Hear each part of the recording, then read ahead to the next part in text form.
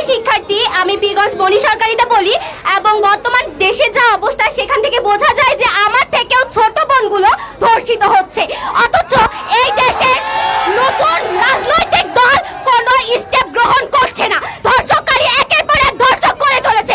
দেশের কোনো নারীদের কেন নিরাপত্তা গ্রহণ করা হচ্ছে না? দেশের মধ্যে নারীদের কেন নিরাপত্তা দেওয়া হচ্ছে না? আমি বারবার বলবো যে আমাদের মতো বাচ্চাদেরকে অবশ্যই নিরাপত্তা প্রদান করা হবে। ধর্ষককারীর মনটা এত নিষ্ঠুর কেন যে আমাদের মতো বাচ্চারা যা তাদের মেয়ের মতো হইতে পারে তারা তার বাবার মতো হওয়ার পরে তারা ধর্ষণের দিকে এগিয়ে আসে কিভাবে?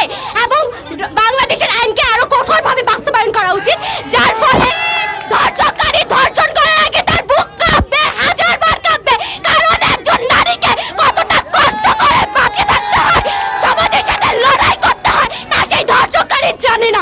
আর যদি জানতো তাহলে সেই নারীকে ধর্ষণ করা তো দূরের কথা, তার পাশ দিয়ে হেঁটে যেতে তার বুক কাঁপতো।